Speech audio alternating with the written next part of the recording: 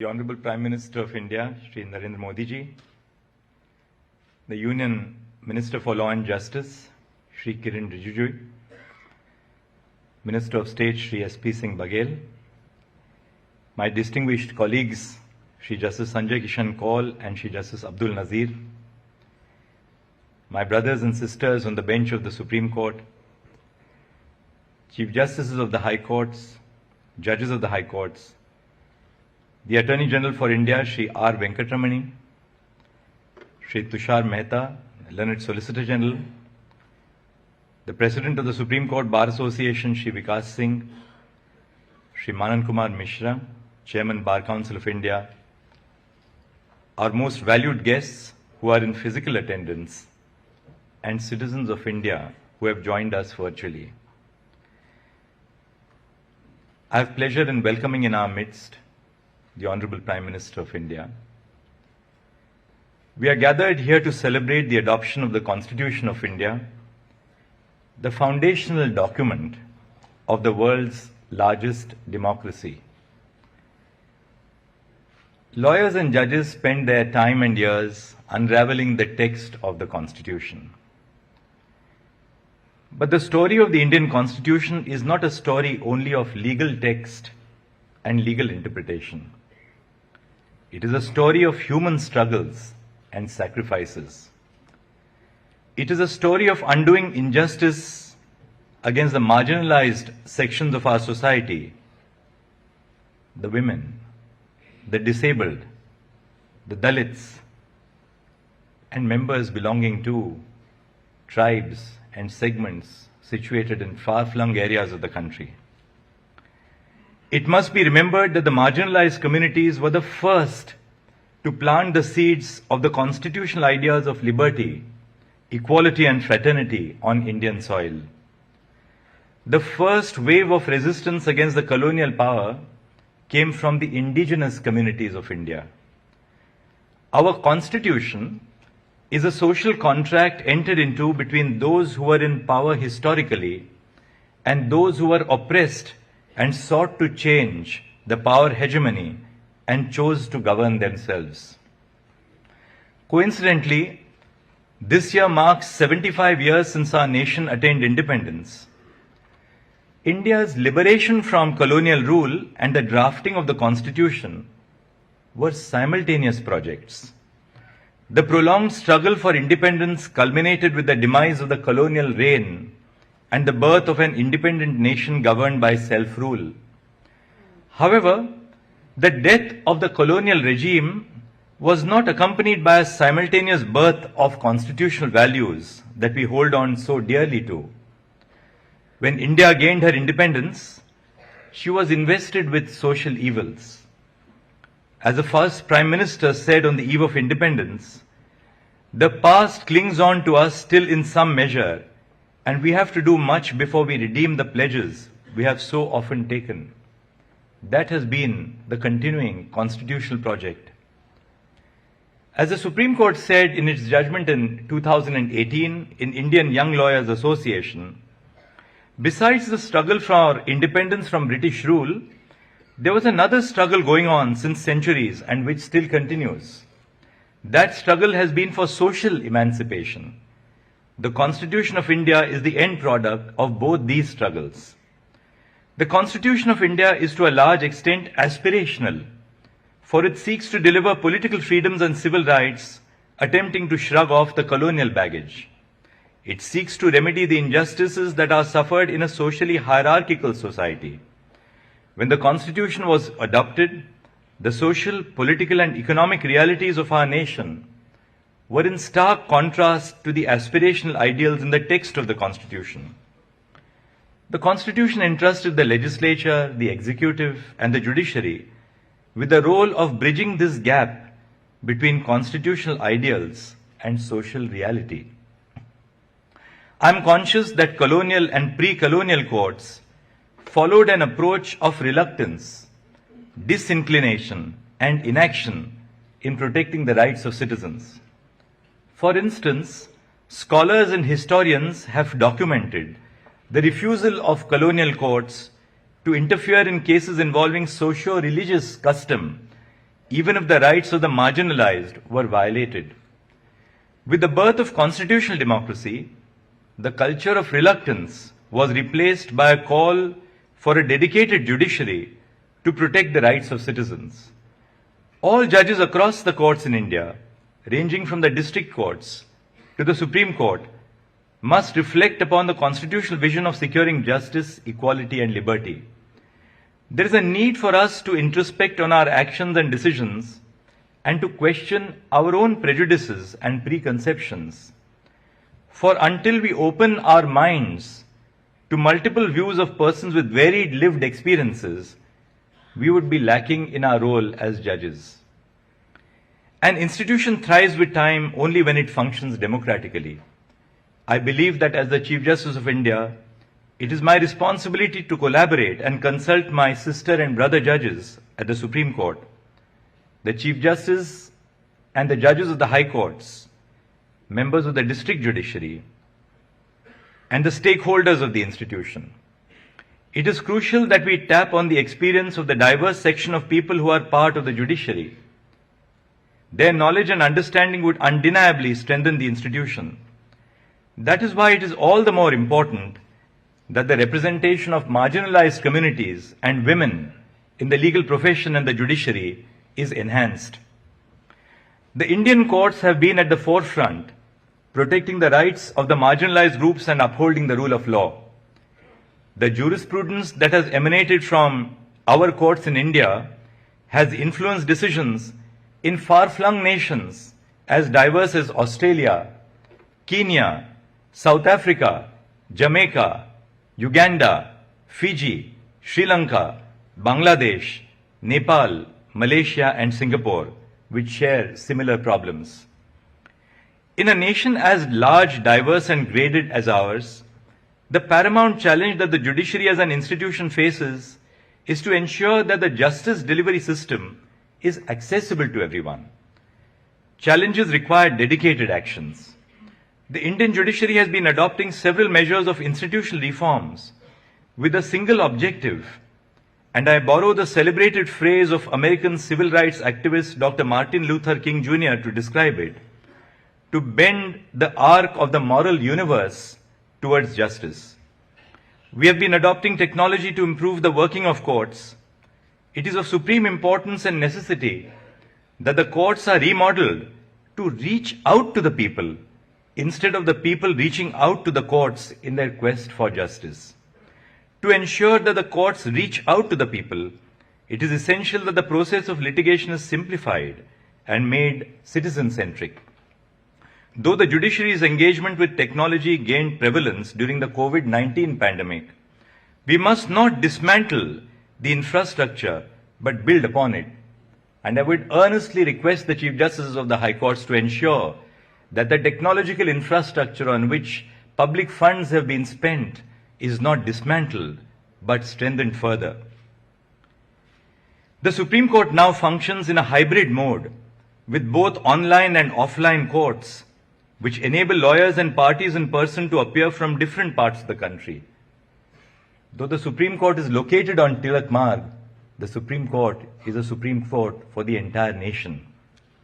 As the Chief Justice, I am attempting to adopt technology-based services in the listing of cases and court hearings so that institutional flaws such as delays in listing and hearing can be removed from our vocabularies.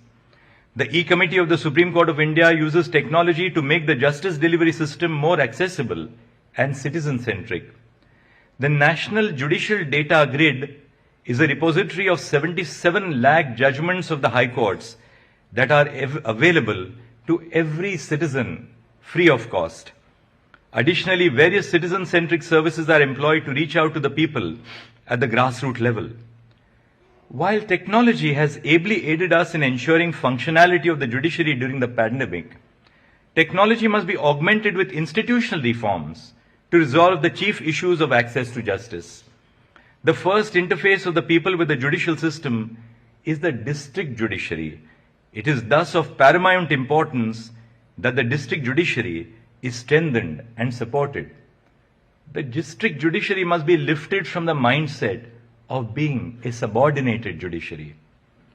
Today, The Honorable Prime Minister of India is present here to launch the e-initiatives, namely the Virtual Justice Clocks, the Justice IS Mobile Application 2.0, Digital Courts, and S3 VAS websites of district courts. The Virtual Justice Clock is a platform where information available through the National Judicial Data Grid is made available to the public. Virtual Justice Clocks for the District Judiciary of India are a real-time informative public dashboard which provide information in 3 levels, covering all the states, districts, and court establishments in India. The dashboard provides real-time status which is refreshed and updated every 15 minutes. The Justice Mobile App 2.0 is developed for the judges of the district courts in the country. The app is provided to judicial officers to monitor pendency and disposal of his or her court at the handset 24/7. Digital Courts is a green initiative of the Indian judiciary in the form of a desktop app that has been developed to make courts paperless or digital. It provides an easy-to-view case files documents while sitting at home. Judges can view all the case-related pleadings, charge sheets, court orders of both civil and criminal cases which aim at making the court paperless. And finally, the initiative's S3 VAS website. The acronym S3 VAS stands for Secure, Scalable, and Sugamya Website as a Service. Through the Digital Court and S3 VAS initiatives, the websites of district courts are being upgraded from the existing system to a platform which is secure, scalable, and accessible. Content published on the website is accessible so that even persons with disabilities, including visual disabilities, would be able to access the information using assistive technologies. These initiatives reflect upon the commitment of the Indian judiciary towards providing access to justice to our own citizens. Our endeavor is to enhance access to justice. This must not be understood in narrow terms of enriching the experience of those who are already in possession of access, but by reaching out to those groups and communities that are denied basic rights. Access to justice must be defined in the expression of upholding the faith and perception that the general public holds in the legal system. I can assure everyone that the initiatives launched today are a part of a larger technological and institutional advancement of the Indian judiciary to ensure that even the most disadvantaged communities in the country do not stumble while reaching out to justice. Before I conclude, I would like to emphasize on the relevance and constitutional values, not just to the judicial branch, but to all institutions and sections of the society. The evolution of a society can only ensue on the foundations of liberty, equality, and fraternity, the trinity of values highlighted by Dr. Babasaheb Ambedkar in his last address to the Constituent Assembly. Therefore, I appeal to the young minds to reflect on the social realities of India and work towards achieving fraternity by dedicating themselves to the cause of justice in whatever way possible. Sometimes, change happens by small acts of kindness. The heart and the soul of law, as it is administered in our courts, is our sense of compassion to our citizens. With that, I thank you. Jai Hind.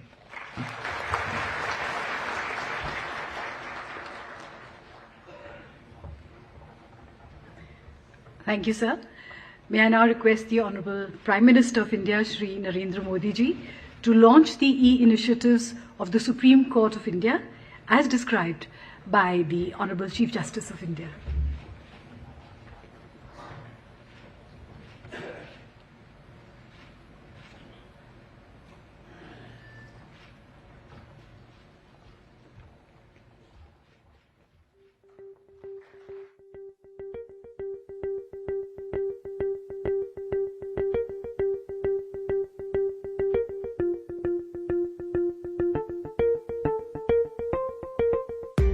E-Courts is a mission mode project of the Government of India and implemented by E-Committee, Supreme Court of India. The following new initiatives under E-Courts project have been conceived. Virtual Justice Clock. Justice Mobile App 2.0. Digital Court. S3 WAS websites. Virtual Justice Clock. It is a real-time public dashboard which provides information of institution, disposal, case clearance rate, age-wise pendency, and listed cases at 3 levels, that is, national, state, and district. Now, citizens can access information from anywhere on the websites of the district court without physically visiting court premises. It is a step forward to fulfill the aim of transparency and accountability in judicial domain. Justice Mobile App 2.0. The app is provided to judicial officers to monitor pendency and disposal at fingertips. It is a tool available to judicial officers for effective court and case management. Now, the access to this app has been extended to the Honorable Judges of the Supreme Court, High Courts and Principal District Judge of District Judiciary. It generates alerts and provides statistical information of pendency and disposal. Justice Mobile App will facilitate policy making for speedy dispensation of justice and easy access to justice. Digital Court.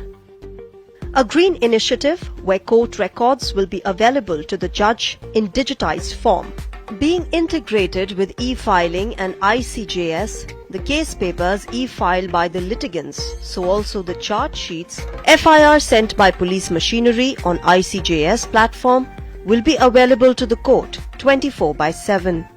Digital Court provides multiple annotation options for judges to digitally read and add comments on case files through various digital tools. Customized reports can be generated through combination of various search criteria. Unique feature of working in offline mode is also made available. Digital court environment is cost-effective, safe and secure mechanism which will enhance the efficiency and ease of doing business in judicial domain. S3 WAS. Secure, scalable and Sugamya website as service. S3 WAS is a framework that empowers the district administration to generate, configure, deploy and manage websites for publishing specific information and services related to district judiciary. The websites comply with the mandatory guidelines of digital accessibility. 15 district court websites are ready to migrate to S3 WAS framework and all district court websites will soon be migrated on S3 WAS platform. Let's join hands to build a futuristic judiciary to serve all.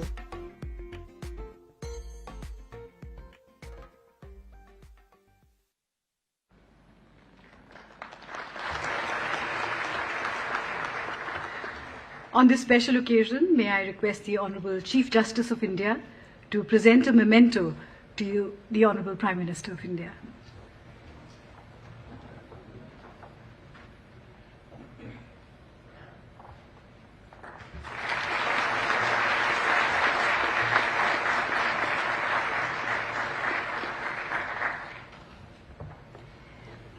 May I now request the Honourable Prime Minister of India, Shri Narendra Modi ji, to deliver the inaugural address.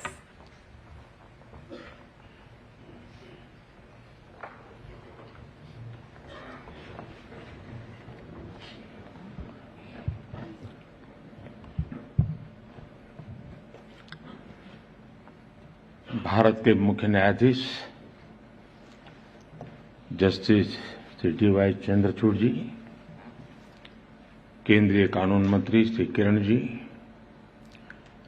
Justice Shri Sanjay Kishan Kaul ji, justice Shri S. Abdul Nazeer जी, कानून राज्य मंत्री Shri SP. Singh Baghel ji, attorney general R. Venkataraman जी, supreme court bar association के president Shri विकास सिंह जी,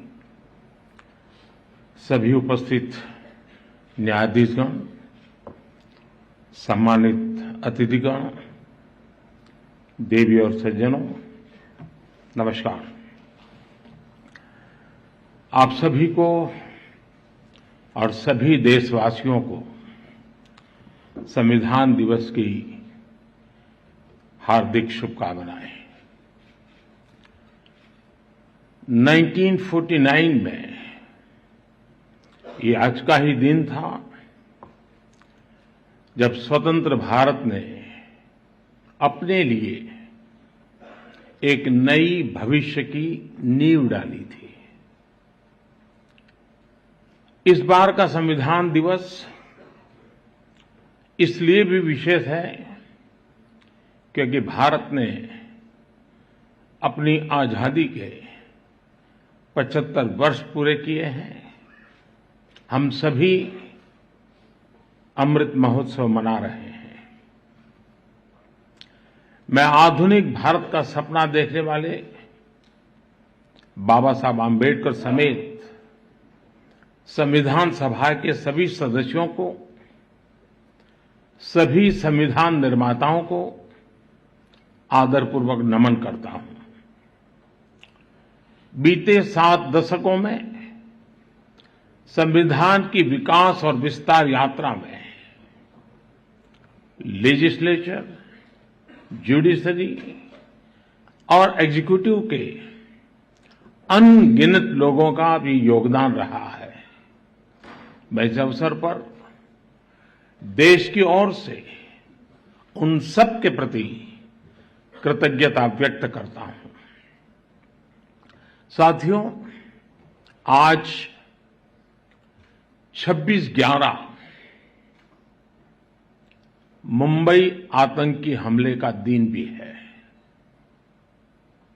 14 वर्ष पहले जब भारत अपने संविधान और अपने नागरिकों के अधिकारों का पर्व मना रहा था, उसी दिन मानवता के दुश्मनों ने भारत पर सबसे बड़ा आतंकवादी हमला किया था। मुंबई आतंकी हमले में जिनकी मृत्यु हुई, मैं उन्हें अपनी श्रद्धांजलि अर्पित करता हूं। साथियों, आज की वैश्विक परिस्थितियों में पूरे विश्व की नजर भारत पर है। भारत के तेज विकास, भारत की तेजी से बढ़ती हुई अर्थव्यवस्था और भारत की मजबूत होती अंतर्राष्ट्रीय छवि के बीच दुनिया हमें बहुत उम्मीदों से देख रही है। एक ऐसा देश जिसके बारे में आशंका जताई जाती थी कि वो अपनी आजादी बरकरार नहीं रख पाएगा, जिसके बारे में कहा जाता था वो बिखर जाएगा, आज पूरे सामर्थ्य से अपनी सभी विविधताओं पर गर्व करते हुए यह देश आगे बढ़ रहा है। और इन सब के पीछे हमारी सबसे बड़ी ताकत हमारा संविधान है। हमारे संविधान के प्रेम्बल की शुरुआत में जो वी द पीपल लिखा है, ये सिर्फ 3 शब्द नहीं है। वी द पीपल एक आह्वान है, एक प्रतिज्ञा है, एक विश्वास है। संविधान में लिखी ये भावना उस भारत की मूल भावना है जो दुनिया में लोकतंत्र की जननी रहा है, मदर ऑफ डेमोक्रेसी रहा है। यही भावना हमें वैशाली के गणराज्य में भी दिखती है, वेद की ऋचाओं में भी दिखती है। महाभारत में भी कहा गया है, लोकरंजनम एव अत्र राज्ञाः धर्मः सनातनः सत्यस्य रक्षणं चैव व्यवहारस्य चार्जवम्। अर्थात लोक को यानी नागरिकों को सुखी रखना, सच्चाई के साथ खड़े होना और सरल व्यवहार, यही राज्य का व्यवहार होना चाहिए। आधुनिक संदर्भ में भारत के संविधान ने देश की इन सभी सांस्कृतिक और नैतिक भावनाओं को समाहित किया हुआ है। मुझे संतोष है कि आज देश मदर ऑफ डेमोक्रेसी के रूप में अपने इन प्राचीन आदर्शों को और संविधान की भावना को लगातार मजबूत कर रहा है।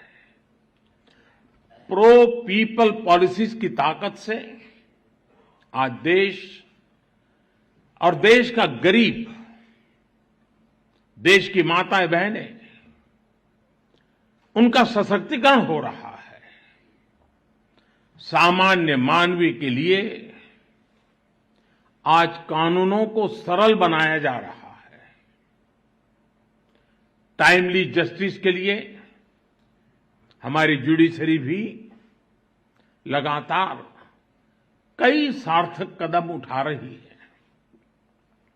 आज भी सुप्रीम कोर्ट द्वारा शुरू किए गए ई इनिशिएटिव्स को लॉन्च करने का अवसर मुझे मिला है। मैं इस शुरुआत के लिए और ईज ऑफ जस्टिस के प्रयासों के लिए मैं आप सभी को बधाई देता हूं। इस बार 15 अगस्त को लाल किले से मैंने कर्तव्यों की बात पर बल दिया था। ये हमारे संविधान की ही भावना का प्रकटीकरण है। महात्मा गांधी कहते थे कि हमारे अधिकार हमारे वो कर्तव्य हैं जिन्हें हम सच्ची इंटीग्रिटी और डेडिकेशन के साथ पूरा करते हैं। आज अमृतकाल में जब हम आजादी के 75 वर्ष पूर्ण करके अगले 25 वर्षों की यात्रा शुरू कर रहे हैं, तो संविधान का ये मंत्र देश के लिए एक संकल्प बन रहा है। आजादी का यह अमृतकाल देश के लिए कर्तव्य काल है। चाहे व्यक्ति हो या संस्थाएं, हमारे दायित्व ही आज हमारी पहली प्राथमिकता है। अपने कर्तव्य पथ पर चलते हुए ही हम देश को विकास की नई ऊंचाई पर ले जा सकते हैं। आज भारत के सामने नित नए अवसर बन रहे हैं। भारत हर चुनौती को पार करते हुए आगे बढ़ रहा है। एक सप्ताह के बाद भारत को G20 की प्रेसिडेंसी भी मिलने वाली है। ये बहुत बड़ा अवसर है। हम सभी टीम इंडिया के रूप में विश्व में भारत की प्रतिष्ठा को बढ़ाएं,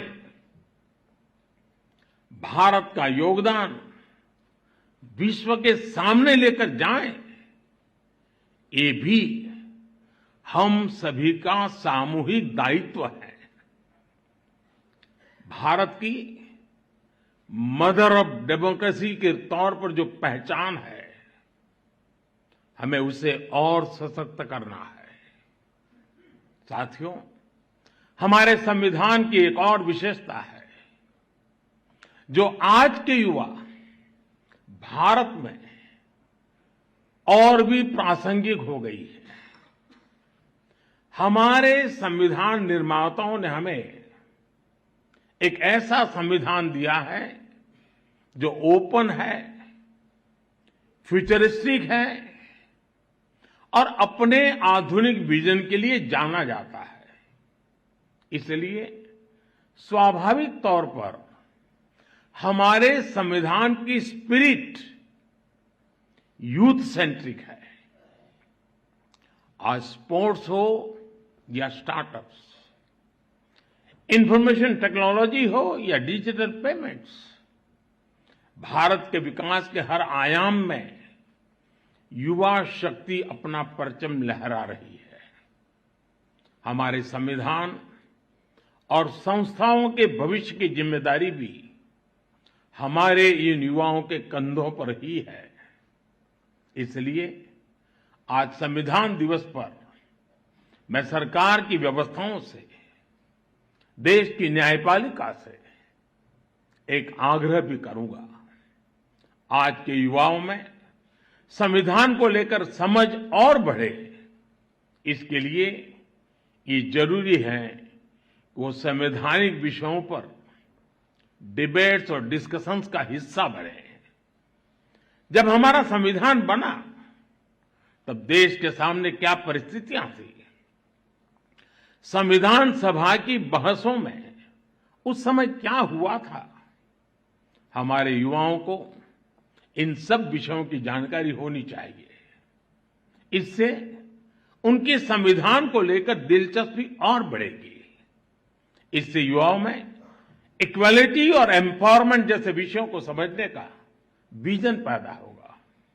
उदाहरण के तौर पर हमारी संविधान सभा में 15 महिला सदस्य थी और उनमें एक दक्षयानी बेलियाउधन वो महिला थी जो एक प्रकार से वंचित समाज से निकल करके वहां तक पहुंची थी।